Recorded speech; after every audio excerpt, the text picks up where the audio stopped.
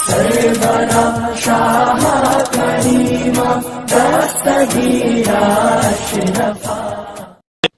ہم نے رب کے حکموں کو توڑا، ہم نے پرواہ نہیں کی. ہم سمجھے دنیا میں آئے ہیں تو ہماری دنیا ہے، آوارہ ہوں، خواہشات نفس کے مطابق زندگی گزاریں، آنکھیں بے حیائی میں لگی رہیں، سوچیں آوارگی میں لگی رہیں، کان نغمے سنتے رہے، زبان جھوٹ بکتی رہی، ظلم و جبر کا بازار گرم رکھا، عصمتیں عزتیں پامال کرتا رہا، لوگوں کا مال لوٹتا رہا، حق غصب کرتا رہا، کلیجی اور دل چیرتا رہا، لوگوں کو زخمی کرتا رہا، لوگوں کے جذبات سے کھیلتا رہا. پرواہ نہیں کی کہ یہ دنیا ہے، امتحان گاہ ہے، چند دنوں کے لیے آئے ہیں، اللہ کے حضور پیش ہونا ہے، عملوں کا حساب ہونا ہے. اب جب وہ دیکھیں گے کہ ہمارے ساتھ کیا ہونے والا ہے تو ان کے چہرے پہلے بگڑ جائیں گے. کیوں؟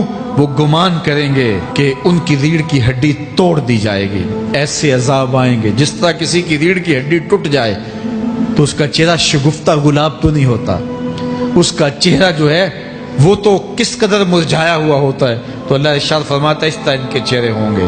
ابھی عذاب آیا نہیں ہے لیکن چہرے پہلے اترے ہوئے ہوں گے، اور جب عذاب کی بھٹی میں ڈالے جائیں گے، اللہ اکبر. اور وہ سخت عذاب، حضور نے جبریل امین سے پوچھا مجھے جہنم کے عذابوں کا ذکر سناؤ. عرض کی حضور سب سے ہلکے عذاب کی کہانی سناتا ہوں، اور وہ یہ کہ جہنمی کے پاؤں میں آگ کا جوتا رکھا جائے گا، باقی پورا بدن اس کا سلامت ہوگا. یہ سب سے ہلکے عذاب کی کیفیت ہے. اب پاؤں میں آگ کا جوتا ہوگا، حدت، گرمی، شدت اتنی ہوگی کہ دماغ پگھل کے ناک اور کانوں کے راستے سے باہر آ جائے گا. پاؤں میں رکھے ہوئے جوتے کی گرمی دماغ کو ایسے چڑھے گی کہ وہ پگھل جائے گا اور ناک اور کانوں کے راستے سے باہر آ جائے گا. تو اللہ کے عذاب کے خوف سے چہرے بگڑ جائیں گے، حالت سلامت نہیں رہے گی. یہ بات ذہن میں رکھیں کہ اللہ جس کو جہنم میں ڈالے گا اس کو اس صورت میں نہیں ڈالے گا. یہ محمدی صورت ہے، یہ شکل اس کی چھین لی جائے گی اور اس کی شکل بڑی کر دی جائے گی. اس کا ایک ایک دانت احد پہاڑ جتنا ہوگا. احد پہاڑ کا پھیلاؤ 15 کلومیٹر پہ ہے. 15 کلومیٹر کا ایک دانت اور 32 دانت کتنے ہوں گے تو منہ کتنا بڑا ہوگا. اس کو اتنا بڑا اس لیے کیا جائے گا تاکہ وہ عذاب کی تکلیف زیادہ سہے. 70 گز موٹی کھال ہوگی اور کھال جل جائے گی تو اللہ قرآن میں فرماتا ہے ہم نئی کھال دے دیں گے تاکہ عذاب کی تکلیف اس کو گوارا کرنی پڑے. پھر چیخے گا، چلائے گا، ہائے مجھے پانی دو، پانی دو، پیاس کی شدت ہے. 70 سال تک تو اس کی کوئی آواز ہی نہیں سنے گا. 70 سال کے بعد داروغہ جہنم چیخ کر کہے گا کیا مانگتا ہے؟ وہ بولے گا مجھے پانی چاہیے. کہا جائے گا تو بے بھی ملتا ہے پانی. پھر داروغہ جہنم اسے پانی دے گا. کوکا کولا کی بوتل دے گا یا پیپسی تھما دے گا یا منرل واٹر کی بوتل دے گا؟ نہیں، قرآن بتاتا ہے اسے مائے حمیم دیا جائے گا، کھولتا ہوا پانی. اور وہ اتنا گرم ہوگا جب پینے کے لیے چہرے کے قریب کرے گا اس سے اٹھتی ہوئی بھاپ کی وجہ سے چہرے کی کھال ادڑ کے اس کے اندر گر پڑے گی، لیکن اس کے باوجود اس کو پینا پڑے گا. اللہ فرماتا ہے یہ دنیا ہی سب کچھ نہیں ہے، سمجھ لیا یہی سب کچھ ہے. آخرت کو بھول گئے، صبح اٹھے کام پہ چلے گئے، شام آئے آوارگی میں چلے گئے. صدائیں آتی رہی حی علی الصلاۃ حی علی الفلاح، کوئی پرواہ نہیں کی. نہ پیشانیوں نے سجدے کیے، نہ سوچوں میں پاکیزگی آئی.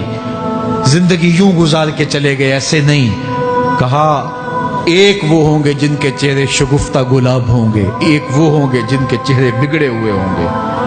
اللہ اکبر. کلا اذا بلغت التراقی، یہ تو قیامت کا منظر ہے نا، قیامت سے قبل بھی ایک منظر ہے.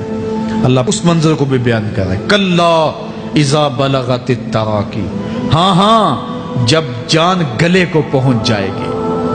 اے انسان تیرے اوپر وہ گھڑی بھی آنے والی ہے، وہ وقت بھی آنے والا ہے جب سانس اس ہنسلی میں اٹک جائے گا، جب سینے سے بھی سانس اوپر چلی گئی. اب ڈاکٹر بھی لا علاج قرار دے رہے ہیں کہ اب علاج نہیں رہا ہے، جان بس اب نکلنا چاہ رہی ہے. اور کہا جائے گا کوئی جھاڑ پھونک والا بلاؤ. اب ڈاکٹروں نے تو جواب دے دیا، اب سانس اٹک گئی گلے میں، چند لمحوں کی مہمان ہے. اب ڈاکٹروں نے کہا اب ہماری جانب سے لا علاج ہو گیا، اب لے جاؤ اس کو گھر یا وینٹیلیٹر پہ ڈال دیتے ہیں اس کو، بس اب ہماری جانب سے کوئی اس کا علاج نہیں ہے۔ اب گھر والے روتے ہیں، کہتے ہیں کوئی جھاڑ پھونک والا لاؤ، کوئی دم والا لاؤ، شاید وہ کوئی دم کرے تو اس کی جان میں جان آ جائے۔ ڈاکٹروں نے تو لا علاج قرار دے دیا۔ وَظَنَّ عَنَّهُ الْفِرَاقُ، اللہ فرماتا ہے یہ تو جھاڑ پھونک والے کو ڈھونڈ رہے ہیں، لیکن جس کی سانس یہاں اٹکی ہے وہ سمجھ گیا ہے اب موت آ گئی ہے، اس کو یقین ہو گیا ہے کہ اب موت کے لمحے آ گئے ہیں، اب میں بچ نہیں پاؤں گا، اب آنکھیں تاڑے لگی ہوئی ہیں۔ وَالْتَفَّتِ السَّاقُ بِالسَّاقِ، پنڈلی پہ پنڈلی چڑھ رہی ہے۔ جب موت آ جاتی ہے تو پھر پنڈلی سے پنڈلی لپٹ جاتی ہے، اس کو پھر جدا کرتے ہیں اور جدا کر کے دونوں انگوٹھے باندھ دیتے ہیں تاکہ پنڈلی کے اوپر پنڈلی نہ چڑھے۔ اللہ وہ منظر بیان کرتا ہے، صاحب یہ وقت آنے والا ہے جب دونوں انگوٹھے باندھ دیے جائیں گے، جب ناک میں روئی ٹھونس دی جائے گی، جب چٹے لباس میں کفن دیا جائے گا، جب غسال کے سامنے بے بس پڑے ہوں گے، وہ چاہے یہ بازو اٹھائے چاہے یہ بازو اٹھائے، گرم پانی ڈالے یا سرد پانی ڈالے، جب بس پڑے ہوئے ہوں گے جو ہے وہ غسل دینے والوں کے، اور ناک میں روئی ہوگی اور دونوں انگوٹھے آپس میں بندھے ہوں گے، یہ محل، یہ ماڑی، یہ کوٹھیاں، یہ بنگلے جس کو سویر شام لگ کے حلال حرام کی تمیز کیے بغیر بنایا تھا، غوث اعظم رضی اللہ تعالیٰ عنہ بولے مکان بنا رہا ہے، بسیں گے اور حساب تو جا کے دے گا، اور یہ تو ایک رات بھی تجھے اس گھر کے اندر نہیں رکھیں گے کہ چلو ایک رات مہمان رکھ لیں، کہتے ہیں نہیں نہیں مہمانوں نے بھی جانا ہے تو جلدی کرو اس کو سپرد کراؤ، وہ تو تیرا لباس بھی پھاڑ کے اتاریں گے، خود غسل دینے کے لیے تیار بھی نہیں ہے، تجھ سے خوف آنے لگا ہے، جاندی واری ڈرونا بنے ہوتے ہاتھ نہ لاندے ڈر دے، جنہ لئی تو پاپ کمائے اج کتھے نہیں تیرے کر دے۔ آج تو وہ تیرے ساتھ تجھے غسل دینے کے لیے آمادہ نہیں ہے۔ وَالْتَفَّتِ السَّاقُ بِالسَّاقِ، جب پنڈلی پہ پنڈلی چڑھنے لگ جائے گی، إِلَىٰ رَبِّكَ يَوْمَئِذٍ الْمَسَاقُ، اس دن تیرے رب کی طرف ہی لوٹ کے جانا ہے۔ فَلَا صَدَّقَ وَلَا صَلَّىٰ، اس نے نہ تو سچ مانا اور نہ نماز پڑھی، وَلَٰكِنْ كَذَّبَ وَتَوَلَّىٰ، ہاں جھٹلایا اور منہ پھیر کے چل پڑا۔ ثُمَّ ذَهَبَ إِلَىٰ أَهْلِهِ يَتَمَطَّىٰ، پھر اپنے گھر کو اکڑتا ہوا چلا۔ اولا لک فاولا ثم اولا لک فاولا، تیری خرابی آ پہنچی، ہاں تیری خرابی آ پہنچی۔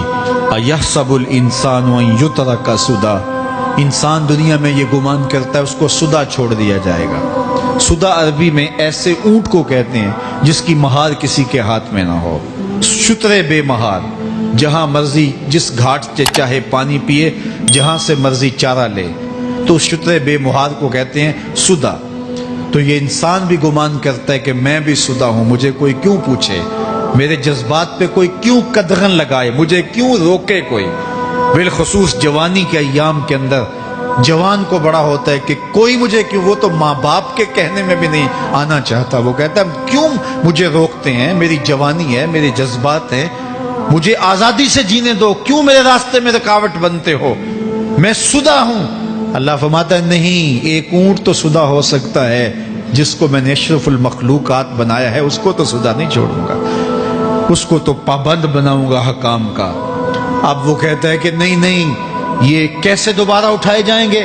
اب دوبارہ وہی بات پھر آ گئی، الم یک نطفۃ من منی یمنا، اللہ فرماتا ہے ایک بوند تھی نا، پانی کا ایک قطرہ تھا جو رحم مادر میں رکھا گیا، ثم کان علقہ، پھر وہ پانی کا قطرہ لوتھڑا بنا، فخلق فسوی، پھر اللہ نے اسے پیدا فرمایا اور پھر ٹھیک ہموار کیا، فجعل منہ الزوجین الذکر والانثی، پھر اس سے وہ جوڑ بنائے، کوئی مرد بنایا کوئی عورت بنائی۔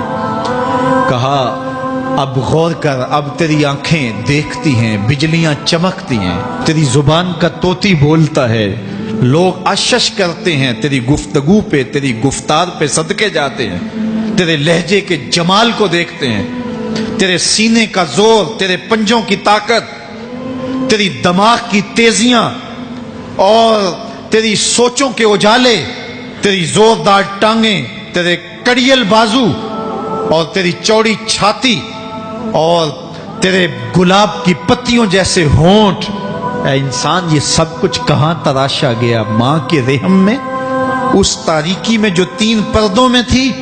تیرا سر تیرے گھٹنوں میں تھا اور تیرے رب نے وہاں تیرے اندر نسوانیت یا رجولیت کی صلاحیتیں پیدا کی، تیری آنکھوں میں چمک پیدا کی، تیرے کانوں میں نغمے بکھیرے، تیری زبان کے پٹھوں پہ قوت ذائقہ رکھی، تجھے بولنے کی صلاحیت دی، تیرے پنجوں میں زور رکھا۔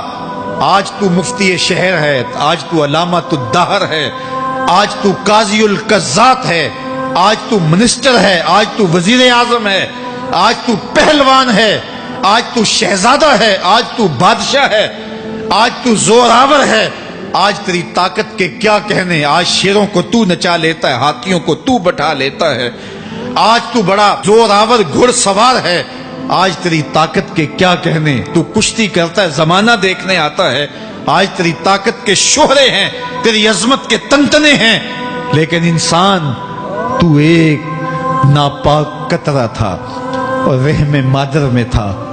تیرے اندر یہ رنگ کس نے بھرے؟ تیرے کانوں میں نغمے کس نے رکھے؟ تجھے دماغ کی قوتیں کس نے دی؟ زبان کو بولنا کس نے سکھایا؟ آنکھوں میں توانائیاں کس نے رکھی؟ تیری زبان کا طوطی بولتا ہے، یہ سلیقے کس نے دیے؟ پھر اللہ فرمایا، کتنا زوردار بیان ہے، الیس ذالک بقادر علی ان یحیی الموتى۔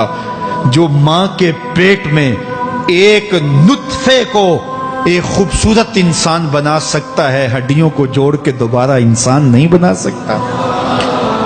کیا وہ دوبارہ تجھے کھڑا نہیں کر سکتا اپنے سامنے پیش ہونے کے لیے؟ جس کے حکموں کو تو نے توڑا ہے، جس کے فرامین کا تو نے مذاق اڑایا ہے، کیا وہ اتنا ہی بے بس ہے کہ اپنے حضور تجھے جو ہے وہ کھڑا ہی نہیں کر سکتا ہے؟ جس رب نے تجھے ماں کے شکم میں شکل دی، حضرت شیخ فرید الدین عطار بولتے ہیں، سانے کستی سلاتی می شود، ایسا کاریگر ہے مٹی سے بادشاہ بنا ڈالتا ہے۔ اس نے مٹی سے دارا و سکندر بنائے، اس نے مٹی سے جو ہے وہ رستم و سہراب بنائے، اس نے مٹی سے کیا کیا بنا دیا جو مٹی سے بادشاہ بنا سکتا ہے، جو نطفہ رحم مادر سے جو ہے وہ شکل اور صورت اور رنگ اور جمال بنا دیتا ہے۔ تیری صورت نکھرتی ہے، تیرے ہونٹ گلابی ہیں اور تیری نرگسی آنکھیں ہیں، تیرے ریشمی بال ہیں اور تیری خوبصورت رنگت ہے، تو چال چلتا ہے تو لگتا ہے قیامت چل رہی ہے، تیرا قد رانا جو ہے وہ صنوبر کو شرماتا ہے، تیری گفتار کے تنتنے ہیں۔ جس نے اتنی خوبصورت شکل ماں کے رحم میں بنائی، کیا وہ ہڈیوں کو جوڑ کے دوبارہ انسان نہیں بنا سکتا؟ وہ دوبارہ انسان بنائے گا اور پھر تجھے اپنے حضور کھڑا کرے گا۔ اور ایک حدیث میں آتا ہے، اللہ بندے کو اپنے حضور کھڑا کرنے کے بعد اپنے سامنے سے ہٹنے نہیں دے گا جب تک 5 سوال نہیں پوچھ لے گا۔ ان عمرہ ہی فیما افنا ہو، اس کی عمر کے بارے میں پوچھے گا، کہاں ضائع کی؟ میں نے تجھے زندگی دی، 60 سال 70 سال 40 سال 50 سال، اس زندگی کو کہاں گزار کے آیا ہے؟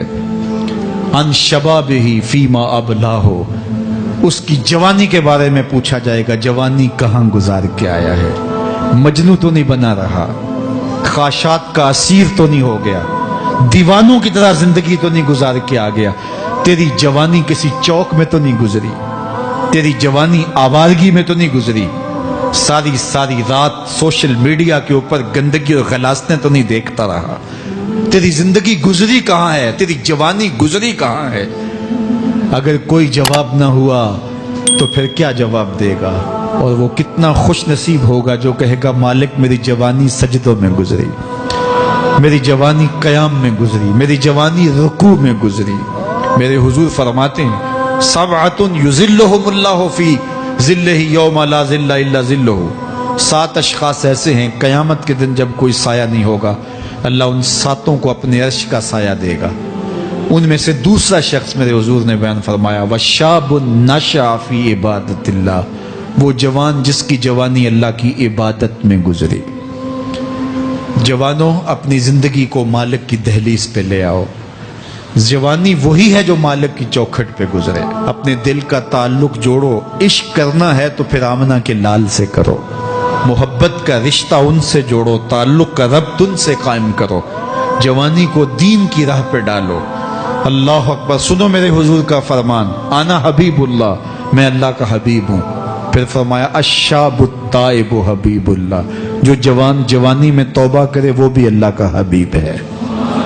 آؤ اللہ کے حبیب بن جاؤ, اللہ کے حبیب بن جاؤ, اللہ کے حبیب بن جاؤ, اللہ کے محبوب بن جاؤ.